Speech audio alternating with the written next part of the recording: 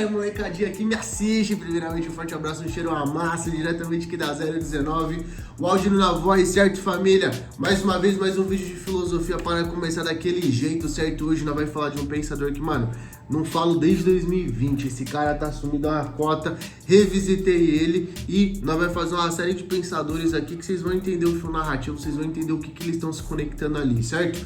Então, já deixa aquele like, certo? Se inscreve aqui no canal. Hoje nós vamos falar de John Locke, certo? Hoje nós vamos falar sobre epistemologia do John Locke. Se você quiser que eu traga toda a questão da teoria dele, né? Do contratualismo, do liberalismo pra falar, eu não sou muito adepto, não concordo muito dessas paradas, mas eu sei que cai em vestibular, eu sei que você que tá na graduação, você acaba encontrando, você que tá vendo aí, tá tendo aula de filosofia, precisa compreender, porque é importante você saber da história do pensamento, entender por que nós pensamos de uma certa forma hoje e o que esses caras que pensaram há 200, 300 anos atrás influenciaram a nossa forma de pensar hoje, certo?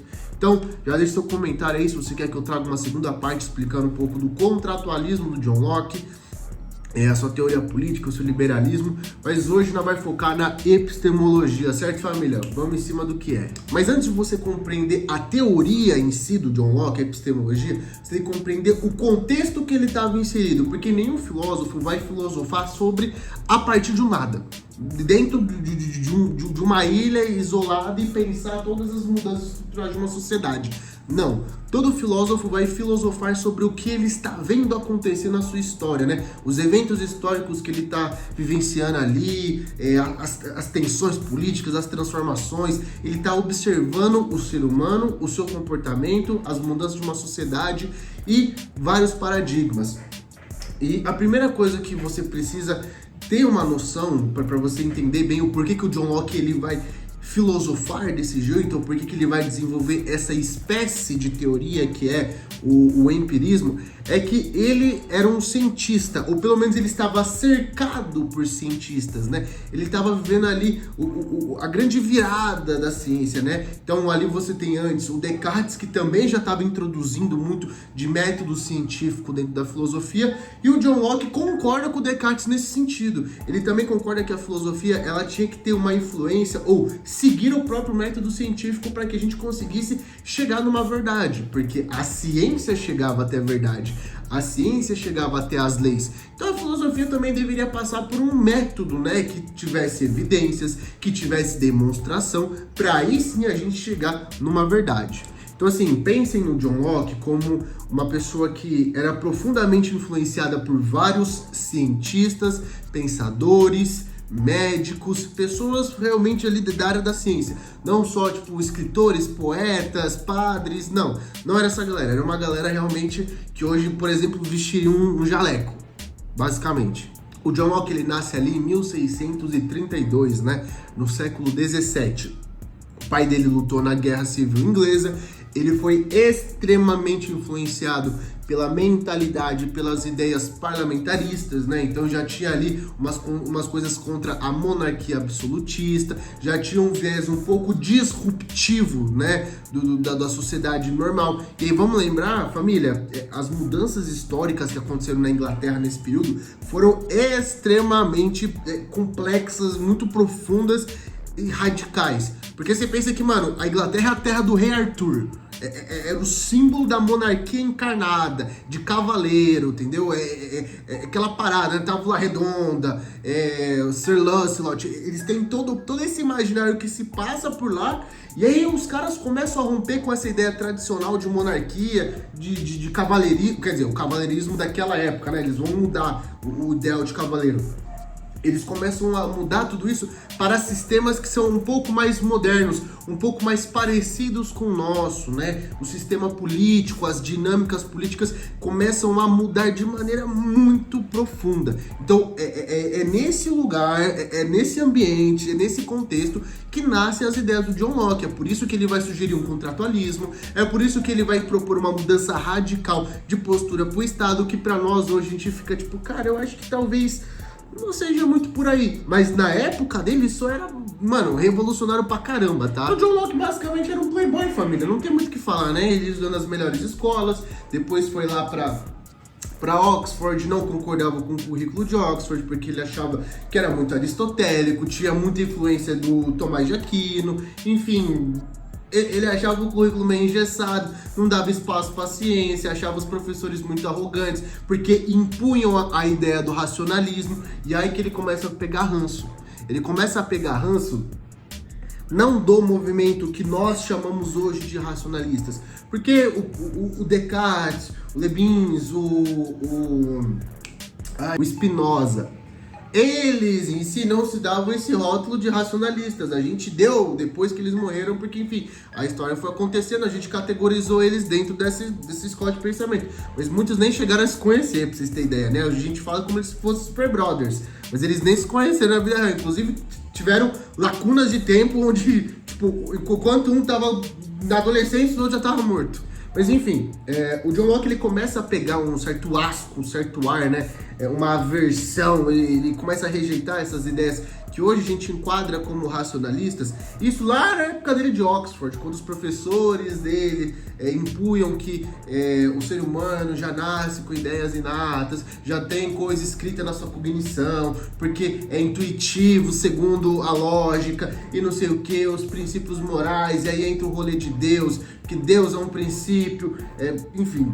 E aí ele começa a falar, cara, eu acho que isso daqui não é muito legal não, eles não conseguem provar, e aí eles levam isso pro último argumento, que é o argumento da autoridade. Eu sou o professor, você é o aluno, e você tem que escrever o que eu falo, porque senão eu te reprovo. Então esse ambiente já deu um asco para ele não gostar, para ele ter uma indisposição com essas ideias que hoje nós dizemos que é racionalista, né? Enfim, passa-se um tempo, ele começa a se aproximar, a babar o ovo de um lord lá, né? Lord Shaftesbury, e o cara era, enfim, contra as ideias do rei, eles têm que fugir, eles ficam um tempo ali na Holanda, ele se torna o médico particular desse cara, ele se torna o assessor político desse cara, conselheiro, enfim. E aí, quando ele se aproxima desse lord, ele tá no epicentro, ele tá no coração de toda essa loucura que é a política da Inglaterra ali no século XVII, né? Então, assim, ele começa a se inteirar dos debates, das discussões que estavam acontecendo ali na Royal Society, né? No raio do raio da sociedade, na elite, né? Da nata, dos caras que estavam lá no topo e mandavam. Ele começa a se inteirar das ideias, dos planos, das estratégias políticas, né? O que esses grandões ricaços queriam pro futuro da sociedade. E isso começa a influenciar ele. Ele começa ali de malandro se infiltrar, pai, pum. Enfim, e o rei Carlos I é executado, aí dá um caos tremendo, aí tem a Revolução Gloriosa. Eu sei que ele volta pra Inglaterra depois da Revolução Gloriosa, tá? E aí ele começa a publicar, né, os seus primeiros livros, seus primeiros tratados, que ele tá escrevendo lá num período que ele passou em exílio, junto com esse lord que ele babava o ovo, lá na Holanda. Quando ele ficou lá na Holanda, ele começou a escrever, ele começou a debater, filosofar. É playboy, família. Playboy não tinha que se preocupar, só tinha que curtir e ficar de boa. O exílio dos caras era férias. Aí beleza, aí ele é aceito dentro desse ciclo, né, da Royal Society. E aí esse ambiente extremamente elitista era composto justamente pelos cientistas que ele admirava, pelos médicos, pelos teóricos, né, que ele admirava. Então, assim, quando ele é aceito nesse ciclo da Royal Society, na elite da elite, ele começa a babar o ovo de todo esse ciclo, e ele se coloca num lugar onde ele serviria como o cara que ia limpar o caminho da filosofia para que esses gênios brilhantes da Royal Society viessem com toda a revolução, com todo as novas ideias, com o que a gente vai conhecer depois, que é o iluminismo. Então, assim, o John Locke é tão baba-ovo, mas ele é tão baba-ovo que ele se colocou num lugar pros caras de limpar o caminho para as ideias dos caras virem dominar. Pra você ver, mano, o cara realmente era o próprio espírito encarnado do baba-ovo, do puxa-saco, daquele cara que conta tudo pro patrão, é o espírito encarnado dessa imundície, né? Enfim, agora que você já conseguiu compreender que o John Locke viveu num momento de instabilidade muito grande na Inglaterra, que ele foi influenciado por uma elite, e essa elite estava querendo fazer ciência, essa elite estava, enfim, querendo revolucionar muita coisa na sociedade, aí você consegue começar a compreender o porquê que ele pensa de um certo jeito. E aí, para a gente começar a entender agora a própria teoria epistemológica dele, a gente tem que partir da crítica que ele fez ao racionalismo ou às ideias inatas. E aí vamos dar uma recapitulada bem simples aqui, né? O que é esse racionalismo ou essa teoria das ideias inatas que o John Locke vai criticar? É a ideia de que quando nós, seres humanos, nascemos, a nossa mente ela já tem algum conteúdo, já tem algumas coisas na nossa mente, né, que são meio que intuitivas. A gente não aprende isso, né, com a experiência, com a realidade. A gente teoricamente já nasceria com esse conteúdo, né? E que conteúdo é esse, professor? Alguns princípios lógicos, então o princípio de identidade, por exemplo, a ideia de Deus, né? Para eles naquela época a ideia de Deus é uma coisa que já nasce com o ser humano, já é evidente para o ser humano. E alguns princípios morais, alguns princípios geométricos, alguns princípios matemáticos, de quantidade, enfim. Teoricamente, a criança já nasceria sabendo isso. E aí que o John Locke começa a contra-argumentar e falar, eu acho que não. Ou seja, uma criança ela não precisaria aprender na prática, né? Ela tem uma experiência para ela aprender o que é o princípio da não contradição, né? O princípio lógico de que isso daqui é um copo e isso daqui não é uma vassoura. O John Locke falou, será que é assim mesmo? E aí um dos primeiros argumentos que ele vai apresentar nessa crítica ao racionalismo, ele vai falar assim, olha, a gente acredita que nós seres humanos já nascemos com esse conteúdo, né, na nossa mente, já é uma coisa meio intuitiva pra gente. Mas parece que as crianças, na verdade, não têm esse conteúdo, não. As crianças e as pessoas que têm deficiência intelectual. Claro que na época dele ele usou outro termo, que não vamos reproduzir aqui porque não é legal.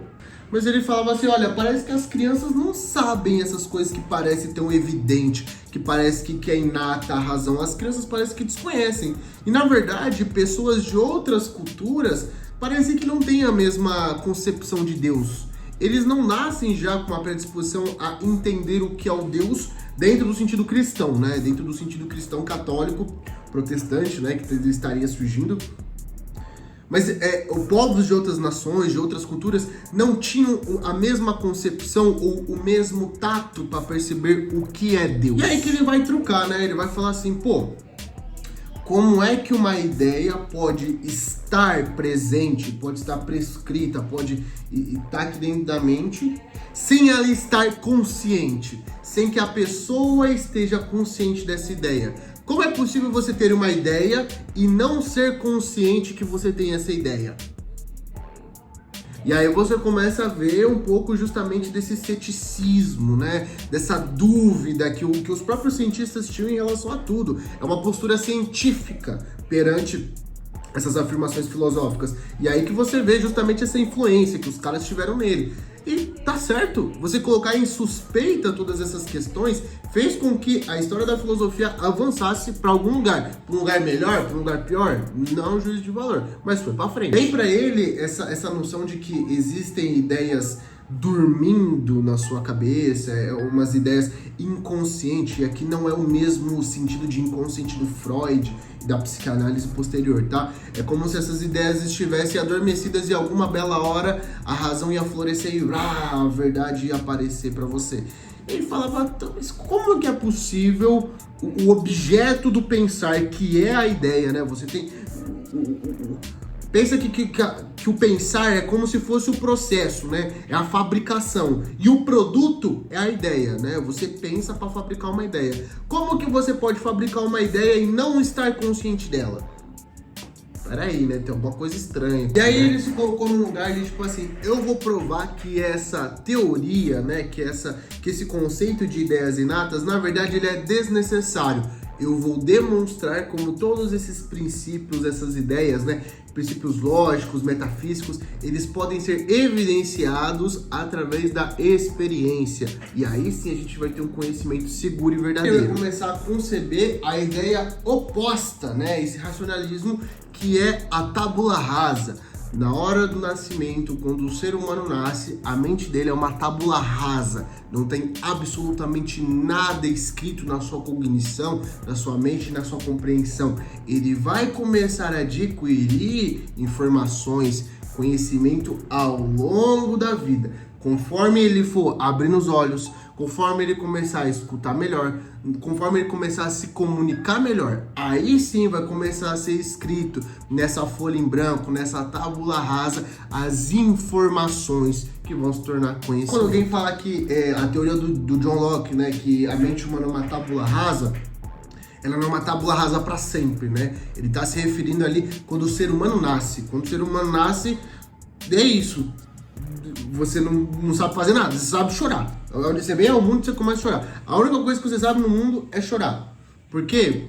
Também não sei. Mas a única coisa que você sabe no mundo é chorar. E você vai começar aprendendo, porque você aprende a andar, você aprende a falar, você aprende a se comunicar, você aprende que pode, que não pode. Você começa a interagir com o mundo não de maneira intuitiva, não reconhecendo que uma coisa é e não é ao mesmo tempo. Você começa aos poucos a identificar essas coisas conforme vai o desenvolvimento. E aí eu não vou cair em nenhuma teoria pedagógica para começar a explicar o porquê que é isso, a função motora e pipipipopopó. E diga-se de passagem, a teoria pedagógica do John Locke é um terror, é horrível, é horripilante. E aí, para escrever, né, nessa folha em branco, você tem que adquirir informações, né? Você tem que ter ali uma fonte de experiência.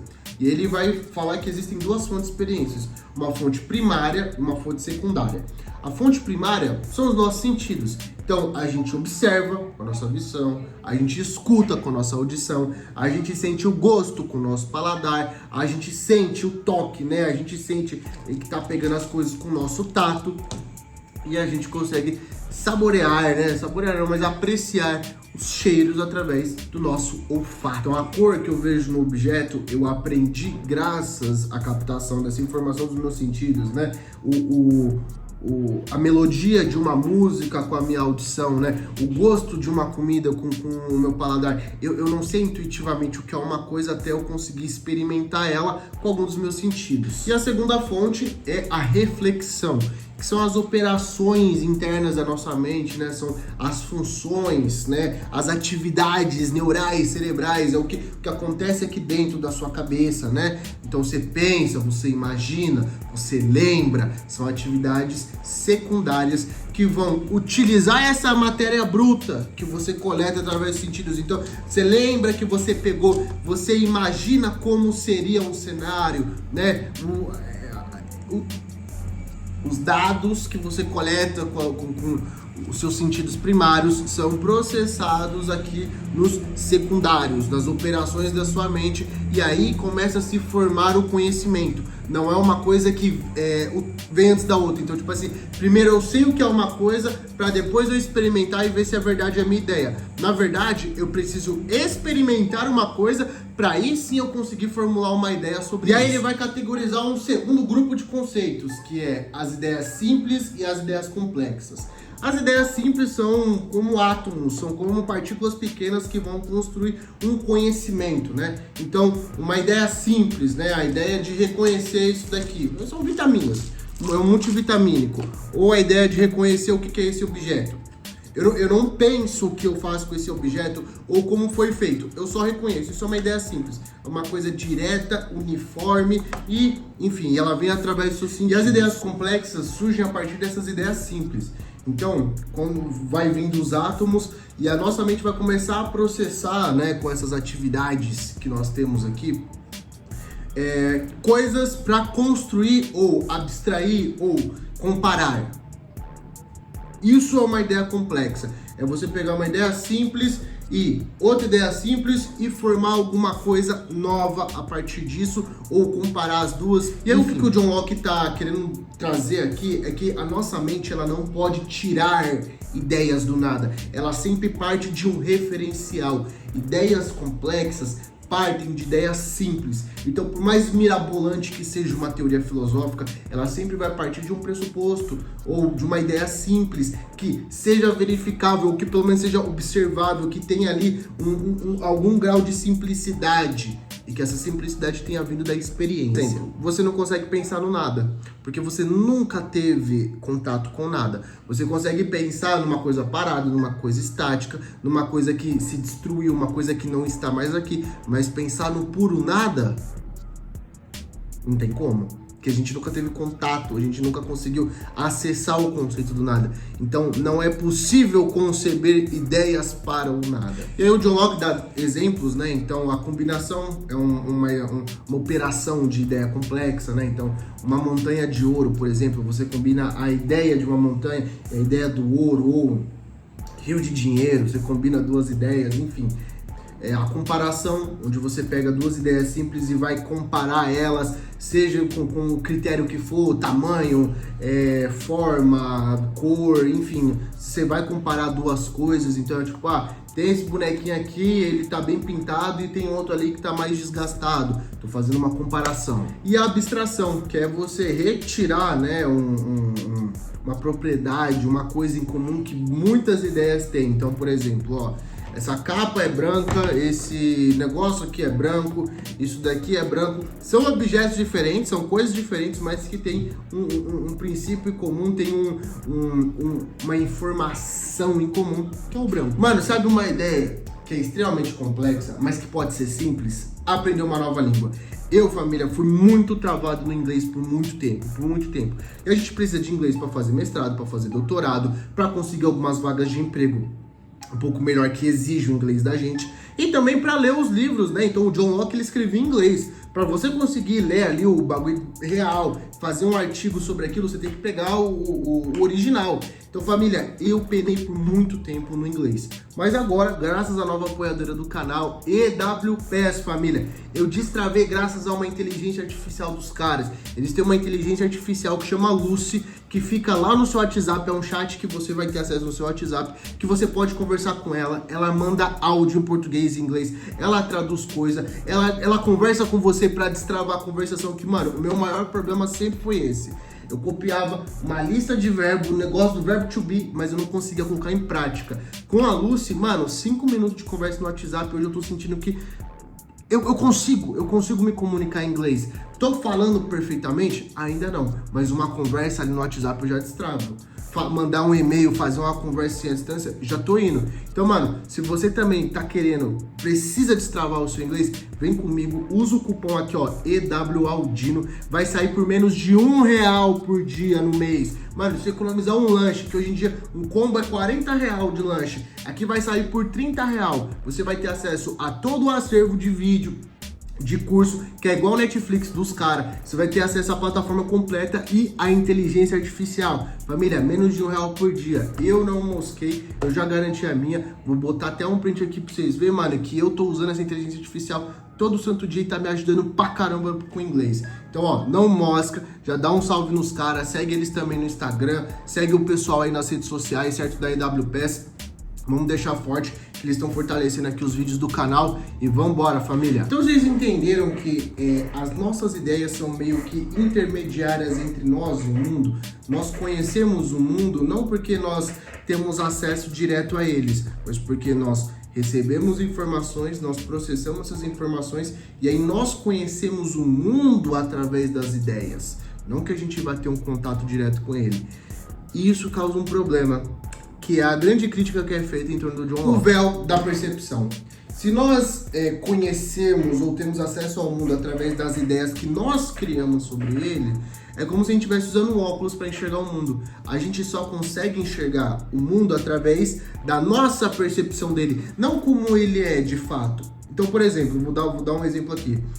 Nós percebemos o fogo, e aí quando nós vamos ter uma experiência com o fogo, nós nos queimamos, nós sentimos dor, aquilo nos causa um mal. Então a nossa percepção sobre o fogo é que ele é perigoso, é que a gente não deve mexer com ele, é que ele faz mal pra gente, ou que a gente pode manipular ele a nosso favor. Enfim, sempre vai ser uma percepção enviesada, sempre vai ser uma percepção que parte de nós para ele, e não dele para nós. A gente não sabe como é que o fogo se sente com nós, nem sabe se o fogo sente alguma coisa, mas vocês conseguem compreender o que eu quero dizer? Existe um véu, que nós chamamos o véu da percepção. Nós percebemos o mundo por um véu, e esse véu é os nossos sentidos e as ideias que nós formulamos a partir dos nossos sentidos. É como se eu não conseguisse enxergar essa garrafa. Eu enxergo a ideia que eu crio dessa garrafa. Eu crio essa ideia através dos meus sentidos, mas não como ela é no mundo em si. mas é através do que eu filtro, ou o que eu absorvo a partir dos meus sentidos. Então está posto um véu entre nós. Será que nós nunca vamos conseguir conhecer o mundo da forma como ele é? Nós seremos sempre intermediados, né, entre a nossa mente, as nossas ideias e o mundo? Será que a gente nunca vai ter um conhecimento direto e acessível sobre o mundo? É sobre isso que a gente vai falar no nosso próximo vídeo, sobre David Hume. Exatamente, isso é inédito no canal, hein? Nunca falei de David Hume aqui, então na próxima semana nós vai estar falando sobre David Hume, nós vai estar falando sobre tudo isso e como que ele critica o John Locke também, e seguimos a partir daí. Certo, família? Espero que você tenha curtido, espero que você tenha gostado. Não se esqueça, verifica a sua inscrição aqui no canal, já deixa aquele joinha maroto da hora pra nós, certo? Pra fortalecer aqui o canal e não perca a próxima semana. Segue nós no Instagram, no TikTok, em todas as redes sociais, @AldinoVilão, e fui, família!